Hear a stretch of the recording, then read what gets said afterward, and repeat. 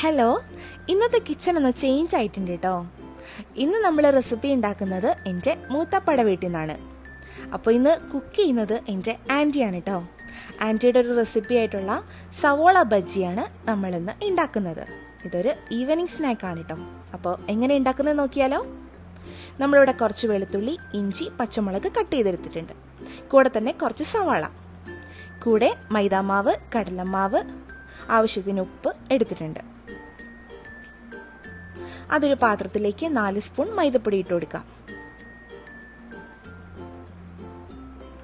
1 spoon കടലമാവ് ഇട്ട് കൊടുക്കാം. കൂടെ ചെറുതായിട്ട് അരിഞ്ഞു വെച്ചിരിക്കുന്ന സവോള, പച്ചമുളക്, ഇഞ്ചി, വെളുത്തുള്ളി,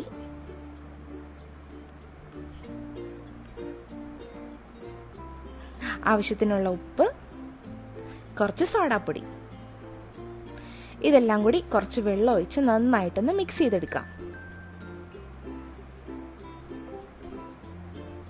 അപ്പോൾ ഈ ഒരു കൺസിസ്റ്റൻസിയിലാട്ടോ നമുക്ക് മാവ് വേണ്ടേ. ഈ മാവ് നമുക്കൊരു അരമണിക്കൂർ റെസ്റ്റ് ചെയ്യാൻ വെക്കാം. പാൻ അടുപ്പിൽ വെച്ച് ചൂടായാൽ എണ്ണ ഒഴിച്ചു കൊടുക്കാം. എണ്ണ ചൂടായി വന്നാൽ നമുക്ക് മാവ് അതിലേക്ക് ഇട്ട് കൊടുക്കാം. അപ്പോൾ ഞങ്ങൾ ഈ ഒരു ഷേപ്പിലാട്ടോ ഇട്ട് കൊടുക്കുന്നേ.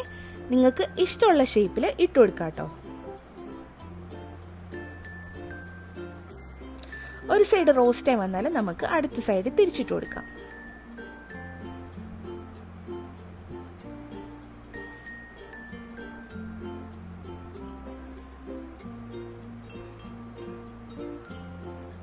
അപ്പോൾ സവോള ബജി ഇതേപോലെ നല്ല റെഡി ആയിട്ട് കിട്ടിയിട്ടുണ്ട് കേട്ടോ. 2 സൈഡ് നല്ല മുരിഞ്ഞ് വന്നിട്ടുണ്ട്. അപ്പോൾ എല്ലാവരും ഇഷ്ടപ്പെട്ടാൽ ലൈക്ക് ചെയ്യുക, സബ്സ്ക്രൈബ് ചെയ്യുക. അടുത്തൊരു വീഡിയോ ആയിട്ട് കാണുന്നവരെ ബൈ ഫ്രം റൈനൂസ്.